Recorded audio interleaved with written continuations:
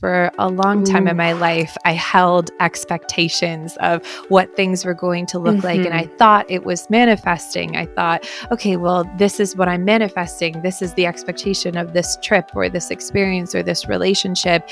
And I was left often feeling very disappointed at the end of it because it wasn't exactly what I thought it was going to be. We are not, as I said from the beginning, the sole creator. We are the co-creator. So we really need to be better at collaborating with life itself rather than taking over.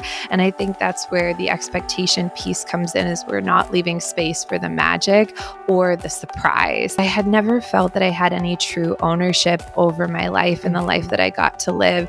So hearing someone say you get to co-create your dreams and your reality, I was like, what is this magic? That sounds great. And like I said at the time, I was so severely mentally ill that it was a stretch for me to even go to school most days. I just hated it. But I decided if manifestation was real, I was going to manifest a trip to Ghana in Africa and volunteer for the summer. That was what I wanted to do. Welcome to the Purple Stars podcast, the place where every life story and paw print has the power to touch your heart and inspire meaningful change. I'm Sarah Herzl, your host, a coach for health and mindset, a founder, an author, and above all, an animal lover. In this podcast, we bring together guests who share a deep love for our furry companions and offer unique perspectives on life and the life lessons they have learned from animals. If you're an animal lover who is eager to grow personally, this is precisely where you belong. Hi, everyone. Welcome back to the Purple Stars podcast. My name is Sarah. I am your host, and I am really excited about today's guest. She is the host of the award-winning podcast, Molly's Morning Meditation, which is played around the world. She is the founder of an amazing app called Wild Minds, and she is a manifestation mentor. But above all, she is one of the kindest souls. I've been following her for months, and I cannot be happier to have her on the show today. Please welcome Molly Williams. Oh, thank you so much for that beautiful introduction. I'm so honored to be here. I love your show. I love you. I'm just so excited for this. Yeah, I gotta share quickly because we've been going back and forward about finding the right day. And just for people to know how dedicated you are, like sharing your knowledge and your wisdom. We were in touch when you were, I think, 8 months pregnant. And you were like, so my due date is like in a few weeks, but if you want me to come on to podcast before that, that would be a problem. Of course. It's such an honor to be here. I was like, whatever. I could have a baby. It's gonna be okay.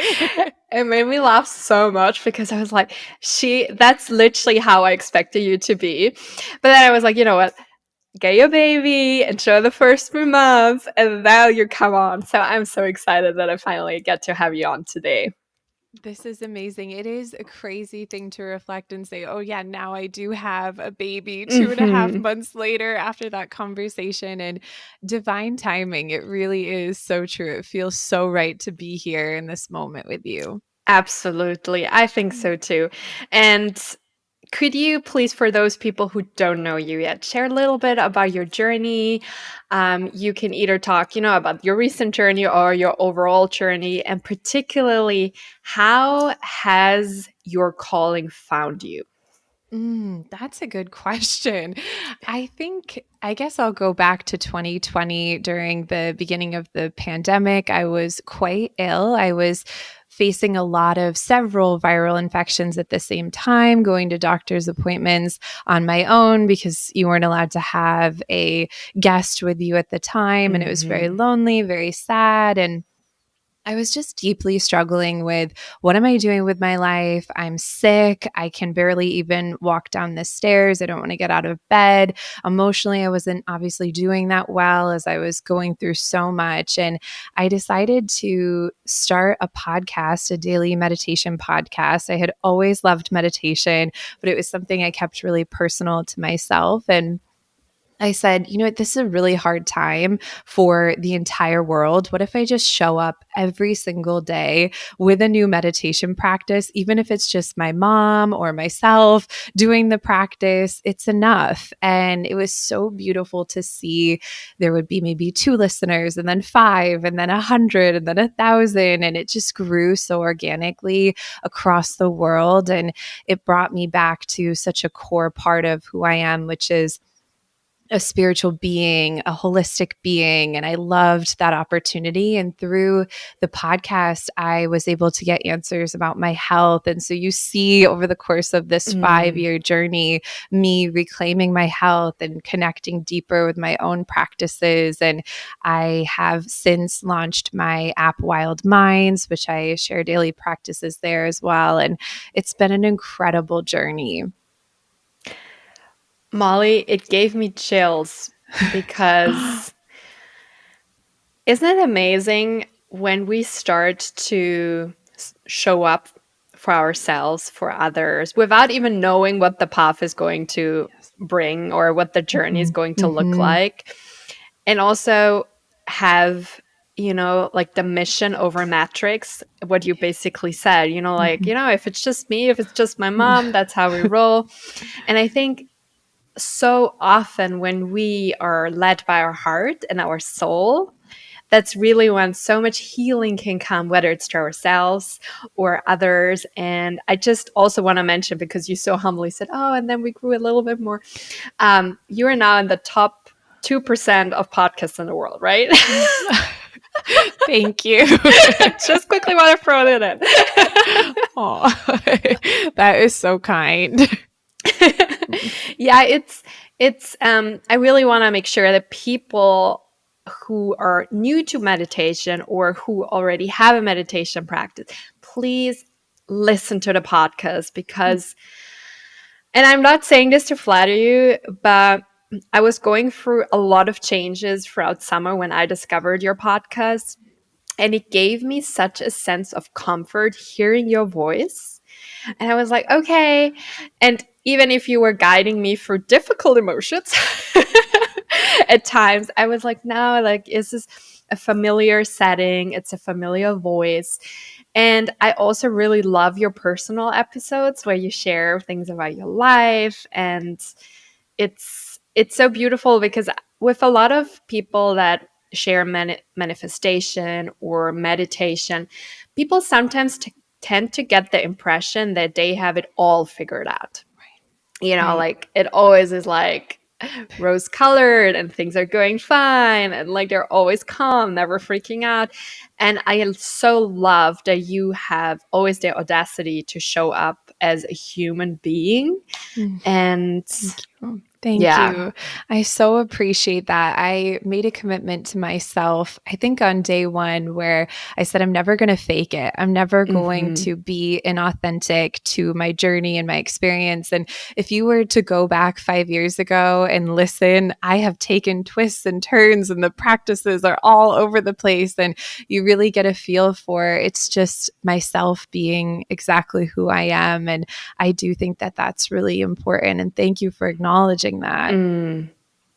Molly, when you look back the last 4 to 5 years, what would you say was one of the key lessons you have learned along the way to feel whole again, to also have the courage to show up as you are, and not just for yourself, but actually for people out there that you don't know?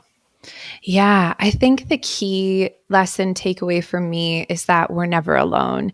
And that was something I always knew, but didn't really know until this experience of the podcast. And the number one feedback I get from people around the world is, Molly, how did you know? It's like you read my mind. This is exactly what I needed in this moment. And it's like, 10 steps ahead. And I'm going through the same things. That's why I share the practices that I do, because that's what's coming up for me in my life. So it's really a beautiful gift to see how interconnected we all are and how that support is constantly around you, even if it's not in your friendships or your coworkers. I mean, it's there too, but it's so much more expansive than that. I one of my favorite mantras and one of my life philosophies is life is my friend. Oh, that's And beautiful. it really is what you just explained. Like, for me, life is my friend does not mean, as many people expect, oh, everything is always going fine. And, Right. like I wake up, I'm happy, I go to bed, I'm happy. For me, it means more that life is showing up for me. Life is Oh, giving me the love. lessons that I need to learn. It also giving me the support that I need. And as you just said, it might come in different ways. Like, it might not be in that moment, like in our friendships or within our family cycle, but then Mhm. because maybe they don't have yet the experience to share that one, Right. piece of advice that our heart would need. But then life sends us a podcast or a YouTube Mhm. video or a song or a poem or a letter or a bus that, like is passing by with a billboard. So I do truly believe that life has our back, but it is up to us to allow that feeling that it has Mm. our back. Yes. Yes. I fully agree with that. And that's an amazing feeling when you leap into that trust. It feels like the Mhm. warmest hug. And I love your mantra. That is beautiful. Thank you. I love how you say the warmest hug. This actually brings me to my next question. So, you are a manifestation mentor. And I think trust is one of the key factors when it comes to manifestation. Before we go like right in the, to the meat of all of it, could you please share for those listeners who are maybe still new to the concept, what is manifestation? And then we go right into the different practices.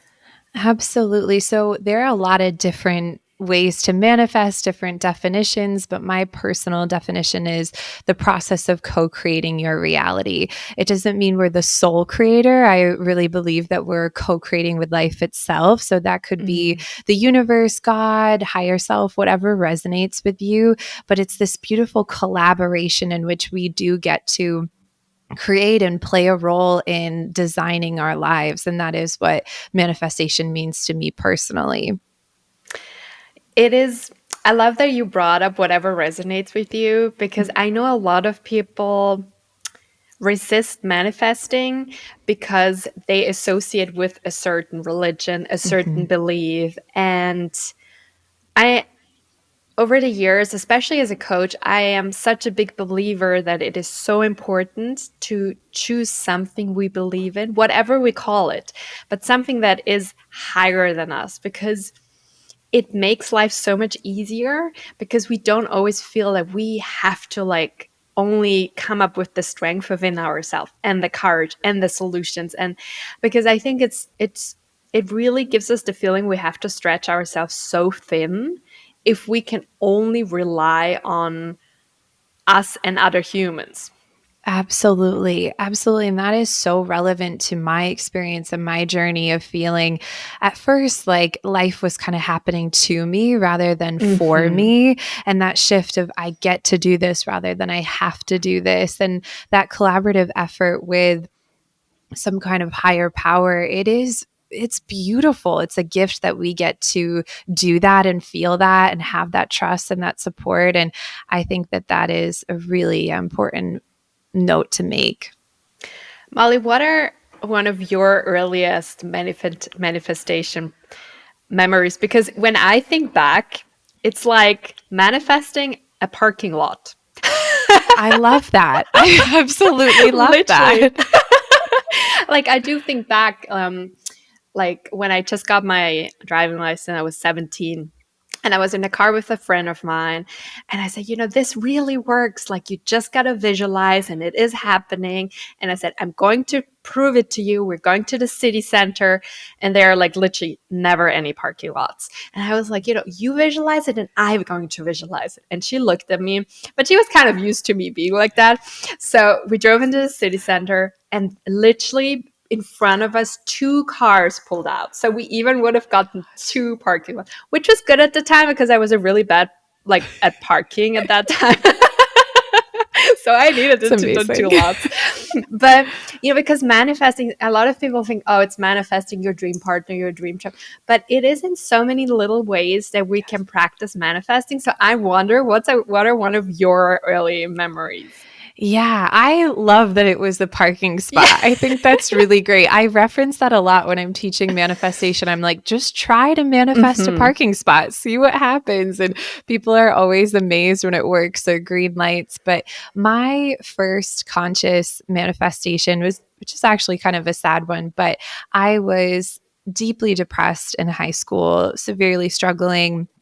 I always want to be transparent in saying that I had multiple suicide attempts in my high school time. And I think it's really important that people know that, because now coming on the other side of it and the life that I have and the life that I get to live, I just want everyone to know you are not alone, and people go through really hard things and it will be okay. But in that time, I actually found a book in the library on manifestation. Up until that point, I was raised Catholic. I was always taught that God had a plan and that what doesn't kill you makes you stronger. And it's all for a reason, which I do believe wholeheartedly to this day. But I had never felt that I had any true ownership over my life and the life that I got to live. So hearing someone say you get to co-create your dreams and your reality, I was like, what is this magic? That sounds great. And like I said at the time, I was so severely mentally ill that it was a stretch for me to even go to school most days. I just hated it. But I decided if manifestation was real, I was going to manifest a trip to Ghana in Africa and volunteer for the summer. That was what I wanted to do. And at the time, I say this a lot, telling my parents that I wanted to do that as a mentally ill teenager that had never really traveled was like saying I wanted to go to the moon. But to my credit, they said, okay. And they said, if you want to do this, you can do this. And the money was also a stretch, but somehow it all kind of came together to fund this trip and this experience for me. And I spent the summer there. I dyed my hair jet black. I wore different clothes. I volunteered. I loved it. I loved every moment. And I came back and I graduated high school early. I doubled up on grade levels. I got out of there. I reclaimed so many things in my life. And that was really the beginning for me. And what a beautiful way to start that journey. Thank you so much for sharing this. It's so powerful when people like you have the courage to, invite people into the deepest corners of your heart and also your past, because as you say, like, people see you now and they see you, you have a great relationship, you love your job, you have two amazing kids, and it sometimes is easy to get into the trap. Oh, like, oh, why don't I have it? Or why is life Right. happening to me? And it's such a powerful reminder that wherever in the world also, but wherever in whatever stage we're in our life, whatever we're going through, however dark it is, there is always a way out. Yes. Yes, absolutely. Yeah. And I love that you felt that too. I think it is such an important thing to remember for all of us, that we do get to choose, and life can get better and better, and there is light, there is hope. And I am so grateful for that chapter of my life, because I wouldn't be where I am today without it. I have so much empathy and compassion for others because I've been there and I know what it takes to kind of claw your way out of spaces that feel so dark. So it really is a privilege in a lot of ways to have the story that I've had. Thank you so much for sharing it.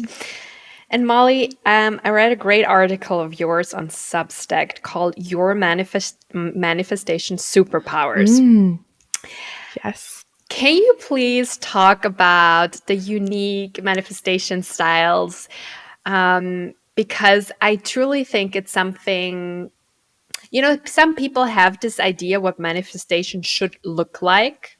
Yes. Yeah. And that's why sometimes it doesn't work for them, because they read something on Instagram, on TikTok, YouTube, or whatever it is, and they think there is like this certain, like guideline I need to follow. But actually, the true magic starts to happen when we find our own very unique style of manifesting. And that's why I love that you wrote an entire article about it. Ah, it is so true. I love that manifestation is becoming more mainstream. I think that is incredible for us as a society and collective, but there is a lot of misinformation, I think, thrown in there where it's like, write this down on a piece of paper and you'll be a millionaire tomorrow, or like sleep and with it under sprinkle a little cinnamon on it. Yes, I've done that. I've tried them all and I really have, but it is worth mentioning that just like everything in life, we are unique people with unique skill sets and we do things very differently. So manifestation is no exception. We all manifest very differently. And there are active manifestors and there are passive manifestors. That's probably the biggest one.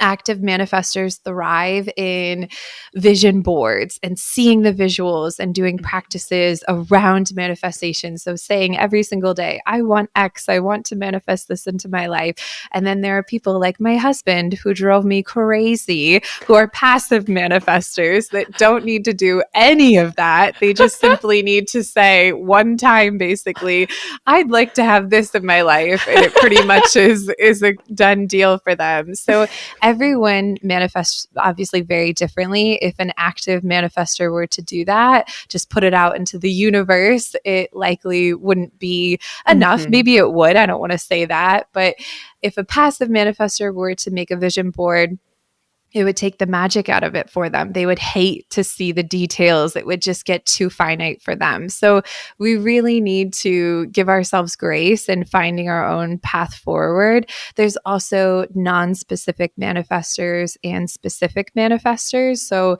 a non-specific manifestor, which is what I am, I don't do details. I don't like details. So I want to manifest X. I know I'm going to get there, but I have no idea how. And I'm just going to take the steps by step. But a specific manifestor, they love the details. They need to know exactly how they're going to get there. And pretty much often, I would say, they get there exactly how they planned. So it is important to learn more about your style and know that if something feels right, it likely is. Go with your gut.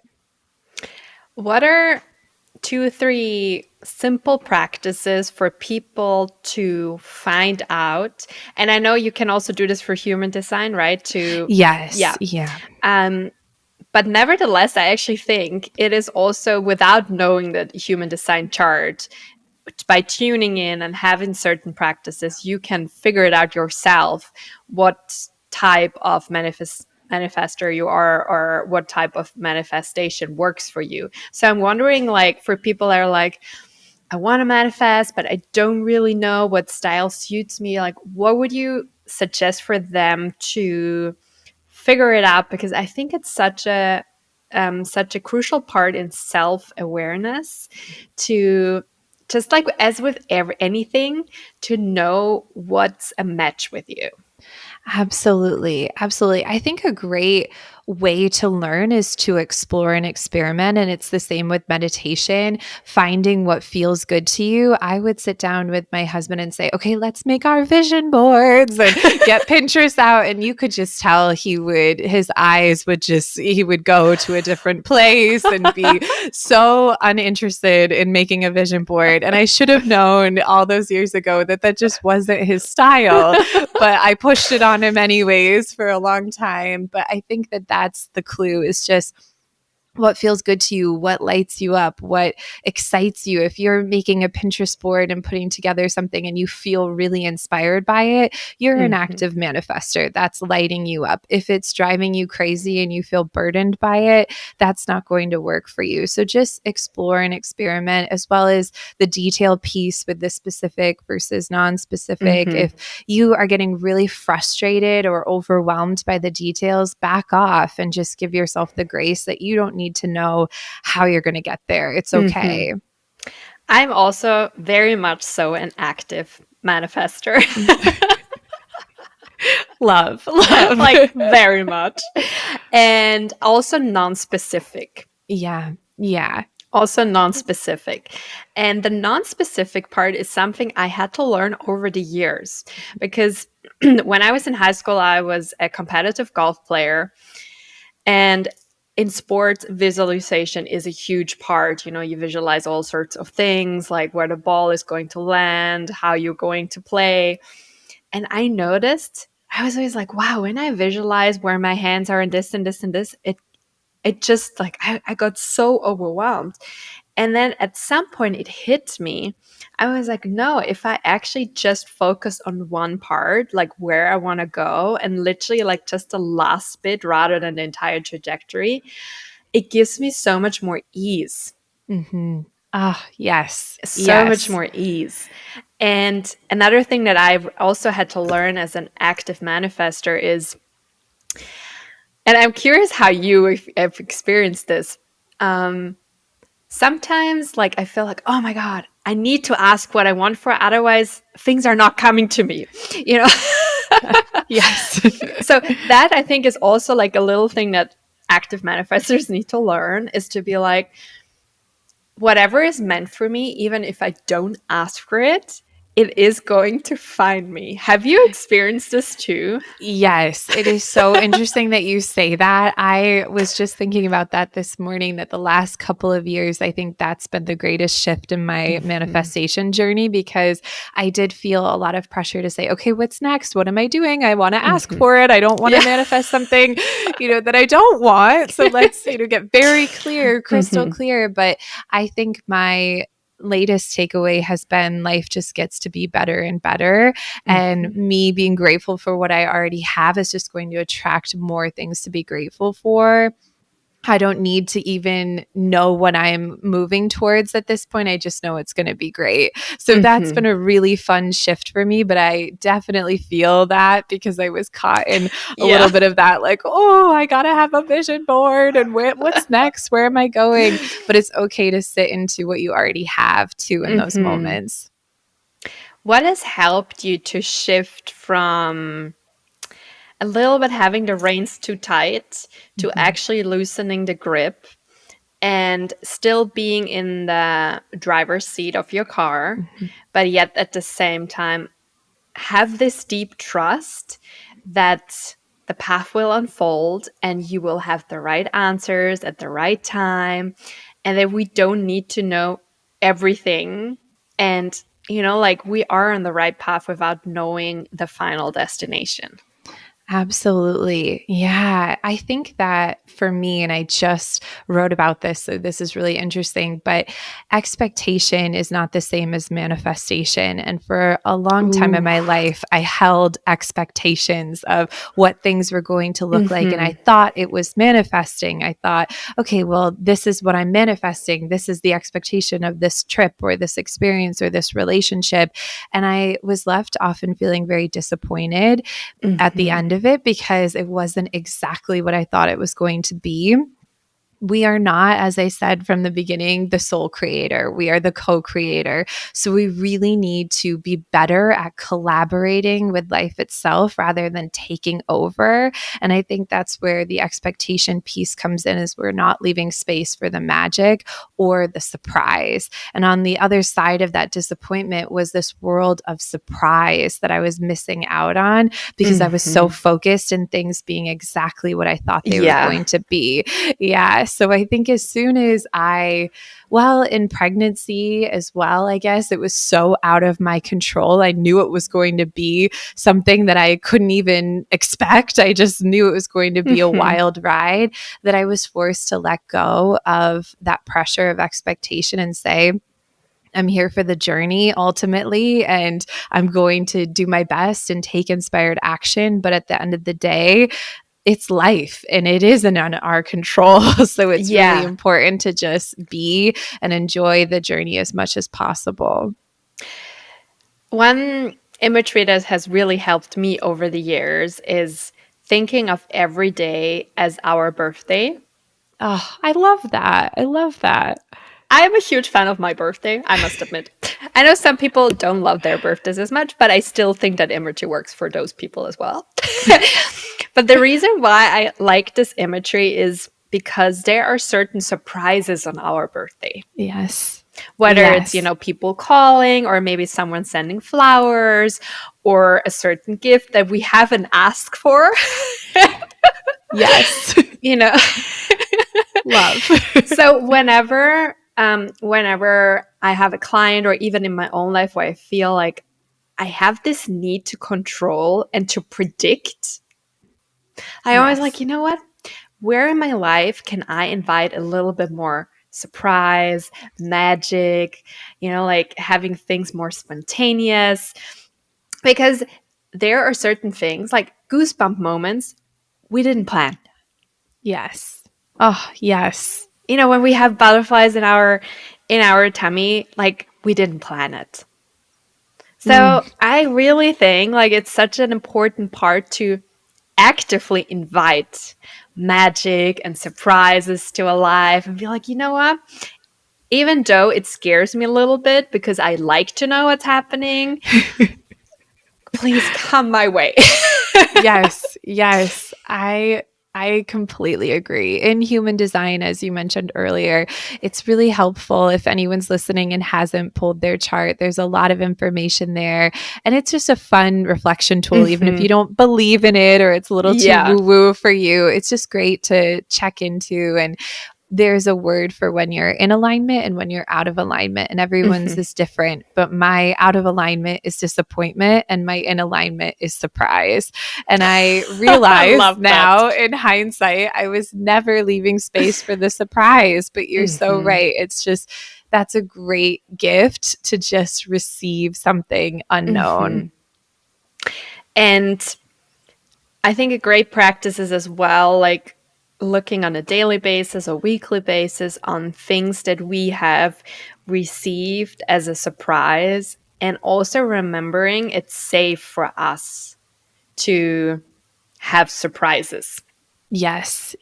I don't know. Somewhere along the way as adults, we now fear the surprise, which I think is really sad. I think that as children, we love surprises. I know, it's the best, right? It's the best. So I think that we need to reclaim surprise as adults. That's my new mission. More surprises. I think so too. And in the end, the more we allow surprises to come, the more ease is in our life, the easier it is to manifest. Yes. Yeah. Like anything. And I'm sure you can also talk a little bit like how it was for you, but how often do people say, oh, they went on their honeymoon, they got pregnant? Just as a really good example, like, because you're not stressed, you're like, oh, okay, now it's like day 2 at 2:00, like I'm ovulating, come here. So I feel like kids are one of the best examples that it is so important to loosen the grip. Yes. So I wonder, being a mom of 2, like how has this, like, like the finding the balance of planning and letting it happen unfolded in your life? Oh my gosh, it is a wild ride. My kids are very close in age, and it's really interesting that you referenced that about the honeymoon. I wanted to adopt for so long. That was my life path. I was talk about expectations. I was like, this is what I want to do. Ever since I volunteered in that summer in Ghana, I was just like, this is my path to adopt a bunch of babies. And I worked with a lawyer for my husband and I did for several years, I think 3 years, and we weren't getting anywhere. The process was long. It was very difficult. It was expensive. And I was like, no, but this is my manifestation. This is what I'm meant to do. And I was meditating one day and I received this message from what I call my spirit guides. Someone else may say God or angels, but it was this clear message. It's time to raise your sacred twins. And I thought to myself, well, what does this mean? But I had this overwhelming feeling that I was meant to give birth and to have my own children. And that month, I ended up getting pregnant with my daughter, so not twins. Amazing. And I was so grateful when I met her. I just thought, okay, this is exactly what was meant for me. And I was trying to micromanage. Obviously, adoption would have been amazing as well. And I'm still so open, and who knows what the path will bring. But this was exactly what was meant for me in this time. And my son was kind of a surprise. He was conceived 11 months. So she was 11 months, my daughter was at that time. And so they're quite back to back. And the number one thing that people say to me is, oh my gosh, Molly, your kids look like twins. They look identical. It is so true. I was thinking the same when I looked at it. I was like, wow, they look so much alike. So wild, so wild. So I think that message that day, and we can't take everything that we receive so textbook. I thought about that for a long time. I was like, what about the twins? What about the twins? But I think, again, this was the path, and this was what I was always meant to receive. But in terms of things being out of control, they are very busy. They're very young, and expectations do have to kind of go out the window because it's always going to look different than I could even imagine.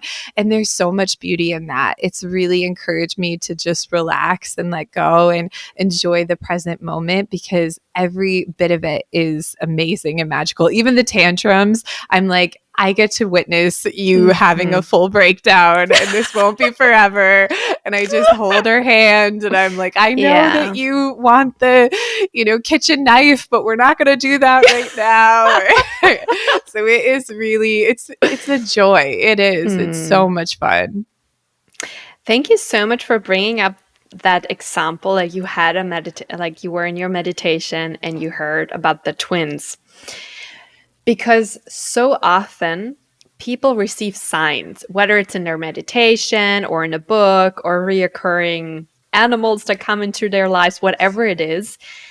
And I find it tricky when we rigidly try to understand what the signs are meaning.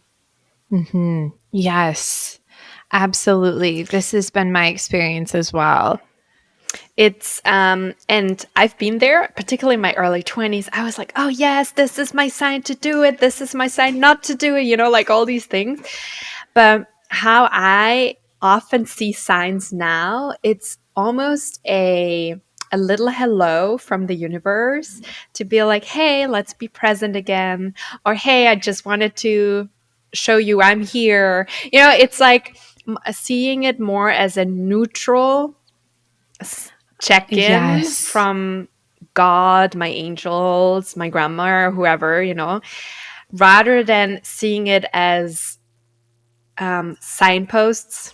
That has really, really helped me to be way more active in creating my life. I love that. I think that's a really, again, key important note to your listeners and anyone listening, because it is so easy to get caught up, especially as we pull cards or we do tarot or we drop into things that we're like, but this, I'm supposed to win the lottery. Yeah. Like they're telling me that this is it. And I think you're exactly right. I think it's more little reminders that you're not alone and that you are supported and your path is supported. And I have learned the same, to kind of take what I receive and welcome it and be grateful for it, but also move with what feels right to me in my gut as well. And also allow it. I love what you mentioned earlier. When people would go back the 5 years of your episodes, they would see how you have evolved, also your practices. And I think pairing, like receiving signs and knowing, okay, right now, this Monday, whatever feels right for me might be different in a year, might be different in a month, but doesn't mean it didn't feel right the day it did feel right. Absolutely. Yes. Yes. And that has been my entire life. I have moved down so many different paths and taken different directions, but every single twist and turn has led me literally to this moment. So I'm grateful for every experience I've ever had. And I've done lots of cool things in my life. And it seems really random. Like I have a degree in biology that I'm not currently using, but I'm grateful for it. It's all interconnected in the end. I so love that you bring this up, that sometimes the dots in our life for someone else seem a little out of line. They're like, oh, this doesn't really, like, how do you, like, why would you say this, like, connects? But that's only our ego putting a label Yes. on it, how things are supposed to be. You study biology, you're supposed to be, work in that field and so on. But as you say, like, every chapter in our life, every person we meet, every experience we have, every book we read is helping us to come back home to who we are. Mm-hmm. Yes. Yes, absolutely. It's a remembrance of sorts, I think. Absolutely. And this brings me actually to a question from our audience. Her name is Julia, and she says, how can I balance the desire to manifest my biggest goals with the need to stay present and grounded in the moment? Ooh, that's a big question. That is a big question. She read my journal from 3 years ago. That was a question I asked myself all the time. But I think my answer and what I discovered is that, again, life gets to be better and better. And it's okay to say, wouldn't it be fun if I had a swimming pool? Wouldn't it be fun if I went on vacation with my family? Wouldn't it be fun if I got a puppy? And manifest things that sound like fun, that add to that growth and that betterment in your life and that feel good to you, that doesn't take away from your gratitude for the present moment. And I think that sometimes where we get lost is we manifest things because we feel we have to. I have to make this amount of money. I want this amount of money. I need this amount of money. Well, what if it's like, oh, it would be fun to make this amount of money? Wouldn't it be nice to make this amount of money? We don't need anything. We're okay in this moment. And I think that that keeps us grounded and balanced in what we already have. I love what you just said about the words, wouldn't it be fun too? Yeah. Because also coming back to an imagery, it's basically you are already the whole cake. Mm-hmm. And whatever Yes. comes on top is the icing Yes. on the cake. And that Yes. actually, allows us to co-create and manifest from a place of abundance and joy and gratitude rather than from a place of lack. Absolutely. Yes. Yes. And ultimately, when you come from that place of lack, you're only really manifesting more opportunities for lack. It's just Yeah. not going to be in alignment or balance. So when you come from this place of, I am so grounded, I am present, I am grateful, I am abundant, you're just attracting more and more of that energy. So I love Spotify because I think it's such a great example for manifesting. Like they're not always 100% accurate when when you put in one song and you say play similar songs, but most of the times they're very accurate. And I think that's really how manifesting works. You put in one song, and then when you say you want similar songs, they come. So if you put in a heartbreaking song, like almost everything that will follow is like heartbreaking, sad, why did you leave me? I feel miserable. But if you put in like a fun song, and like more fun songs are coming. So it is about intentionally choosing these songs. And for me, they stand for our thoughts and things that we focus on. And what you said, like, what is the frequency like that we want to come from? Is it like gratitude?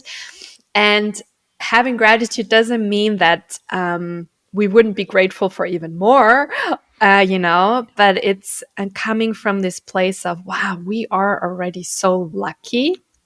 Mm-hmm. Mm-hmm. And that's really Okay. one of the greatest superpowers. Yes. And that Spotify example needs to be on a billboard. That needs to be their campaign. That is amazing. I'm storing that wisdom. I'm carrying that with me. I love that.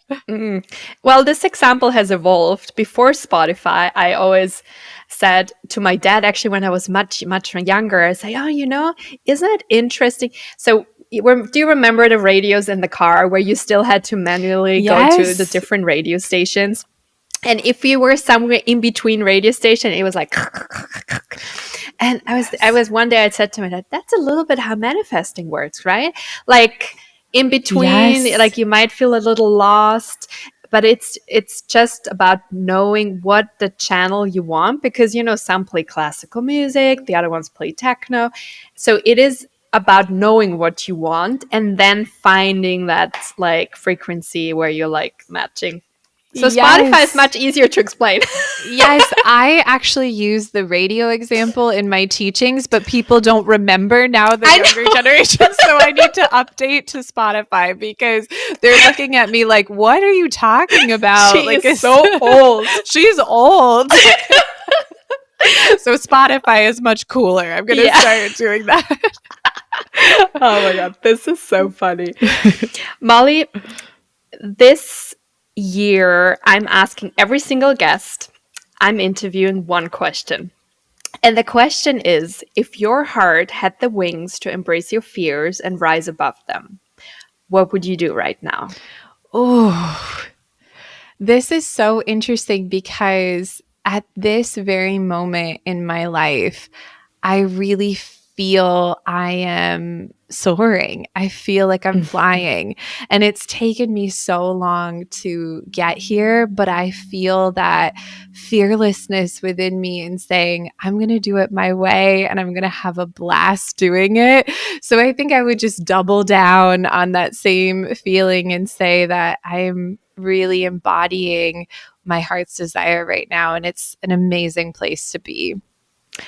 I love this so much. You are now the second guest that says something like that. And I think it's one of the most rewarding feelings. Yeah. That whatever we are not doing at the moment is not because of fear, but for whatever other reason. But whatever we are doing, we're doing bravely. We're spreading our wings like really far. We have an open heart and we are not scared to give or to receive. Yes. And it feels amazing. It feels really, really fun. It's a blast. I think so too. It is, but it's also, I would say, a reward for years or months, depending of inner work. Yes, absolutely. You don't just land here. So if anyone's listening and saying, wait a second, I want to fly, you absolutely can. But it does take time. It takes time. I think so too. But it is so beautiful when you come to a place where you're like, I know who I am. I know what I want. I know what I bring to the table. Like, that's why I love my 30s, because particularly in my early 20s, like there were so many question marks about my inner world, about my outer world. And now I can just effectively use my energy.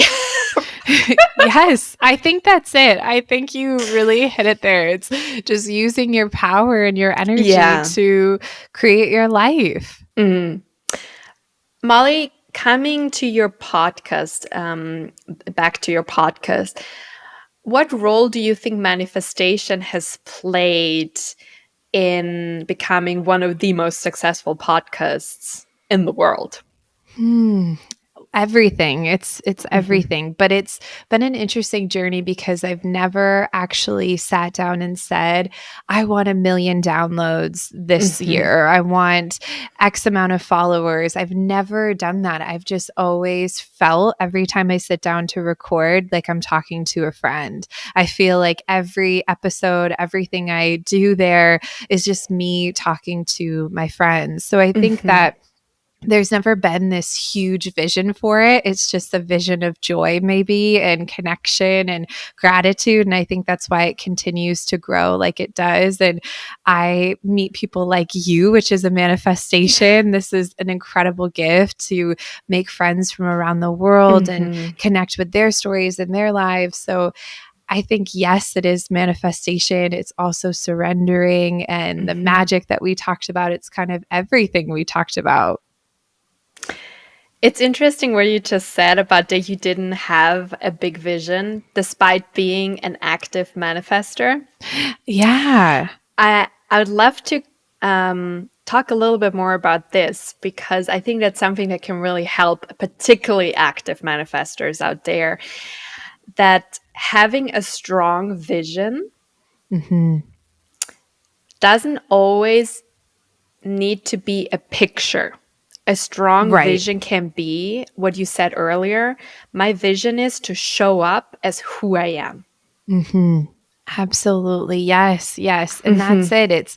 It's sometimes not a visual, it's a feeling. Yes, It's exactly. It's a yeah. feeling. Yeah. And that's been something that I've discovered over the last few years. And that's where life gets really interesting when you start to manifest the feelings. The feelings Yes. are, yeah, that's the big bucks. That's what we really Yeah. want to do because that's where everything starts to change. And for me, for example, with my podcast, I do this a lot with my guests.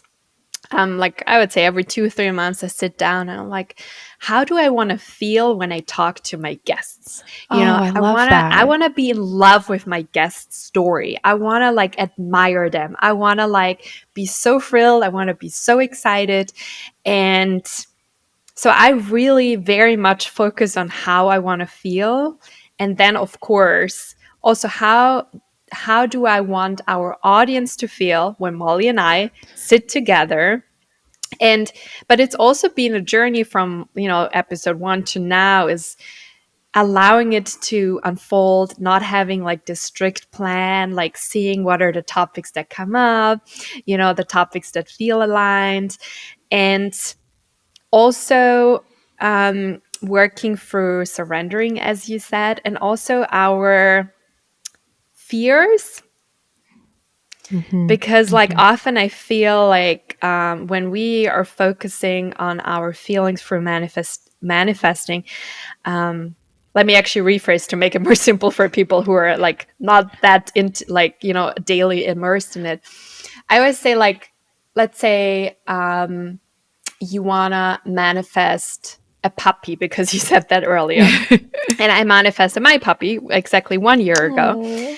And like whenever I was thinking about my new puppy, potential puppy, there were certain things that came up. Like I felt like, oh, what if I don't find the right food? What if I don't find the right bed? What if I don't know how to potty train? Like there were Mm-hmm. a lot of things coming up. And I was like, oh, that's just all my fear of not being good enough for the role of being a dog mom. Yeah. Yeah. That is such beautiful awareness to have. And something that I like to say is that we don't manifest what we want, we manifest what we believe in. And Yes. I think that coming out of that fear, now you have your puppy, so you Mm-hmm. conquered that. And Yes. that's really cool that you believed in yourself ultimately. And now look at this soul that you have. Mm-hmm.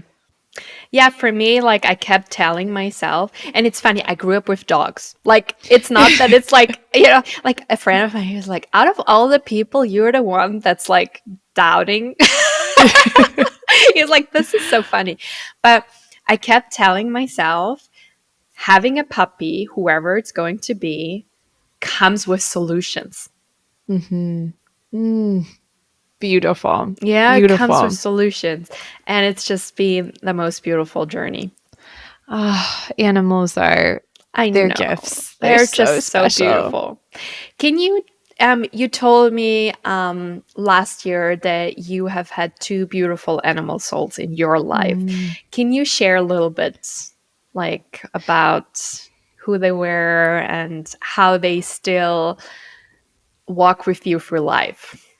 Yeah, yeah. It was a tough year for me in terms of loss in 2024. Also, a beautiful year in terms of birth because I welcomed my son and my daughter's so young. But I had a horse she was the same age as me. So I Mm. won't age myself, but she was in her 30s and I had her for most of my life. Her name was also Molly. I did not name her. And Mm-hmm. she was such a light for me and came to me in a time where I really needed her as a child. And then through my teen years, she was my only friend. And so losing her this past year was incredibly painful. But it's interesting because in terms of manifestation, I had for a long time, because she lived such a long life, been manifesting whatever happens, I want it to be peaceful. I want it to be okay. I want her to choose when it's time. I want to be ready. And I had said things like that for not that I was planning and preparing or holding expectations, but I just gently and softly held space for that vision.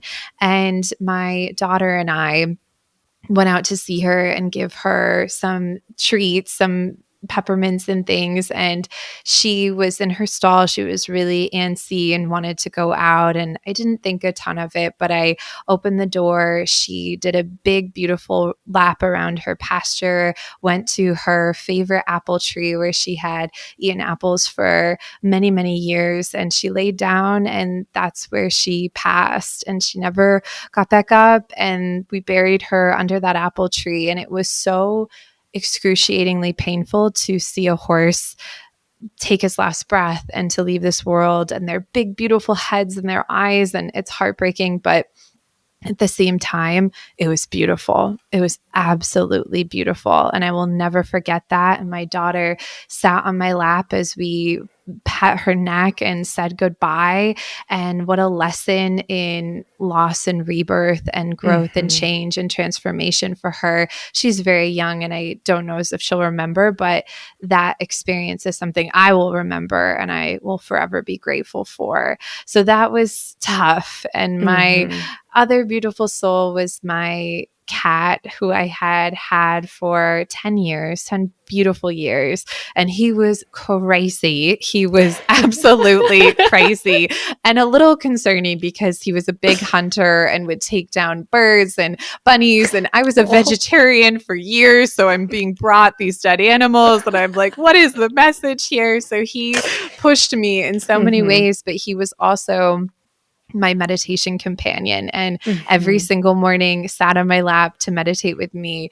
And losing him was very quick. It was very sudden. It was a surprise, and it was very painful, but I take a lot of comfort in feeling that he is still very much with me in every one of my practices. And I feel his presence a lot. I almost hear his meow sometimes. And I love when I reflect back on his spirit and talk about being yourself and not caring and just doing you. He is such a teacher in that for me that it was perfect in the imperfection. There are two things I want to quickly show you. I showed you the cards that I pulled for our interview today. So the first card here has a cat. And the one where I said from your, like, the animal you're closest to, it's an apple tree.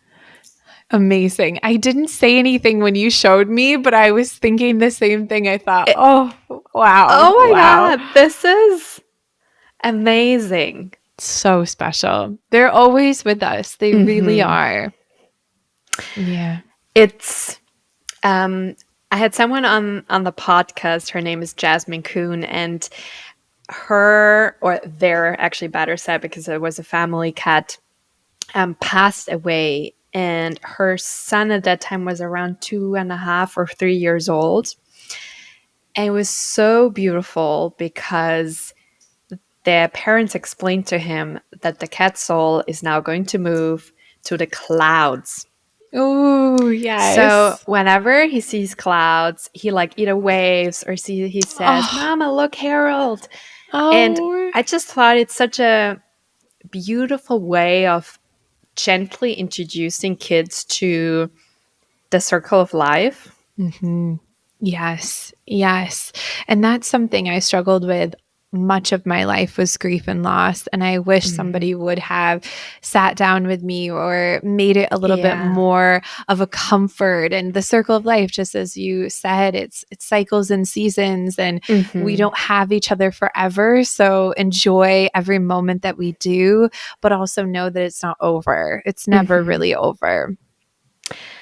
One of the biggest lessons I have learned from my own grief with my grandmother is grief is a series of goodbyes.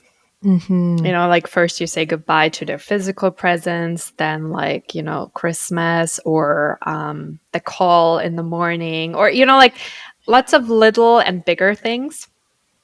But I think one of the most comforting thoughts I've had throughout the series of goodbyes is there is something I will never have to say goodbye to. And that's our loving bond. Oh, beautiful. Beautiful. I'm going to cherish that. Thank you for saying that. And it's interesting because so my grandmother, she passed away now 6 years ago.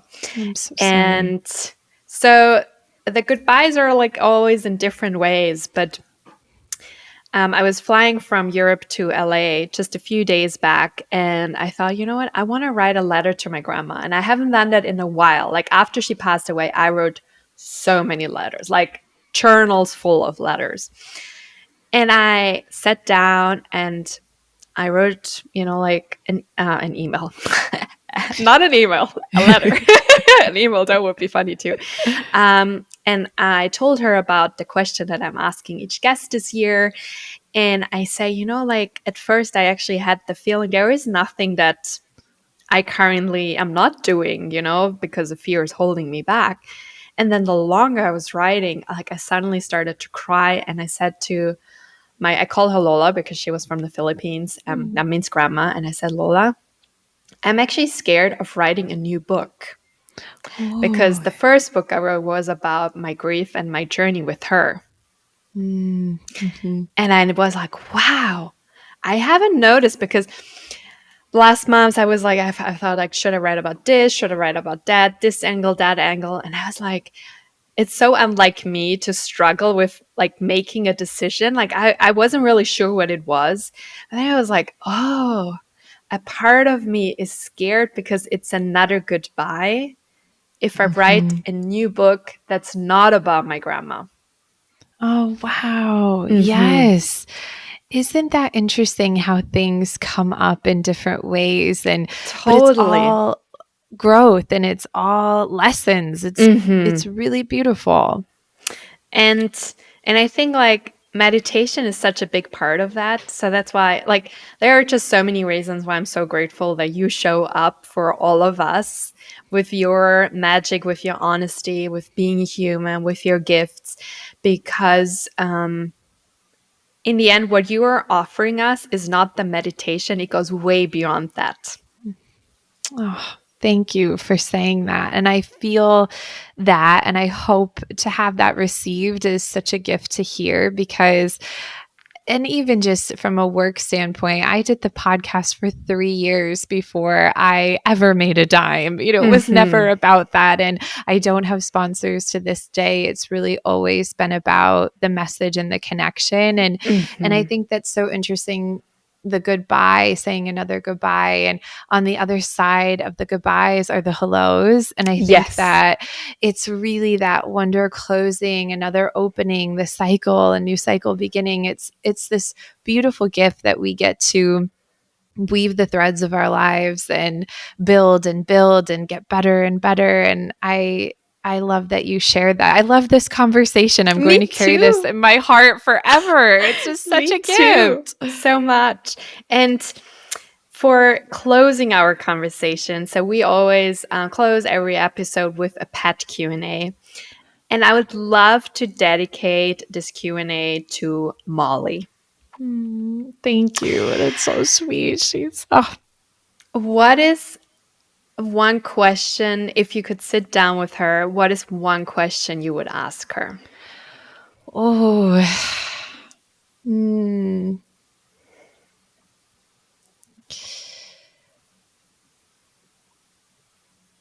was it everything that you wanted? I guess would be my question. Did she have as much fun as I did along the way? Was it everything that she wanted? I think she probably would answer even more. Yeah. Oh, that's so beautiful. That's so beautiful. It's such a gift that you give people to talk about their animals and animals that they've lost, because in society, I feel and have found that it's something you're supposed to kind of get over very quickly, that it's kind of like, oh, you grieved maybe for an afternoon or a day and you never get over it. It's never this feeling of, okay, I'm done with that now. They're souls, they're our family. And so I really, really, really appreciate you giving me the gift of this time to talk about her, because that's not always something that I have the opportunity to do. Thank you so much. I have 2 more questions. Okay. What is one of the many reasons you're grateful for Molly? I'm grateful for the lessons that she taught me about friendship. I think that she taught me how to care for someone and a soul and what it means to show up in a friendship. And we didn't always get along. I think that that's a really funny thing, but like we did get in little arguments, I feel like, and she would drive me nuts. And I had like 4 or 5 concussions doing like professional eventing with her, and I would just be like, what are you doing this? We would get in these little tiffs, but there was always forgiveness, there was always love, and she challenged me, and I can't tell you how much I appreciated that. This is so funny. And what is can you remember a funny or embarrassing moment with her?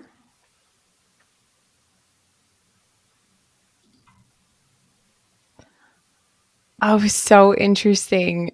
I was mad at her. I was rushing her around at a competition once, and I was like, we need to do this and we need to do that and talk about expectations. And I was like, this is, whatever. And we got to the course, and I had planned it and walked it, and I was ready. And she threw me right into a jump and was like, I am not doing this. I am not jumping this jump. I am not tolerating your rushing and your weird behavior. And I think that did teach me in a lot of ways to slow down, and that it is a so collaborative event. I know she was the funniest little spirit, and would kind of bite me a little bit and be like, oh, enough of you. No, she wouldn't actually bite me, but I think that was such a strong message that we were in it together, and I needed to see that and work with her rather than spend the whole time focusing on myself and my expectations. Isn't it so funny how so much of your path is about co-creation? Yes, I know. I think about that sometimes. Wow. The threads, talk about the threads leading me here. I love this. Molly, I'm so glad that you came on our show.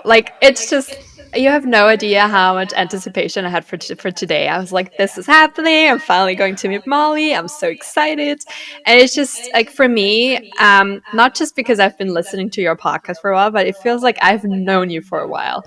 And it's such a beautiful feeling having a guest on the show where I can not just connect for our love for life and serving and animals, but actually where it's like this heart connection. So I'm so grateful. I am the grateful one. I appreciate you being patient with me as I had my son and doing the things that it was just, again, such divine timing. And I didn't realize how much I needed this conversation. You truly are a gift in everything that you're sharing and giving to the world. It is such an honor. And I feel like I have known you as well. And I'm just grateful for this new friendship. I'm so grateful too. Molly, thank you so much for your time. And I'm sure our audience will love our conversation. Thank you so much for having me. Thank you. It's a wrap for today, everyone. If you loved the conversation as much as we did, please share it with your family and friends, anyone who wants to manifest, and just be more fearless in your life and also embrace being human. Share it with them, and we can't wait to have you back next Wednesday.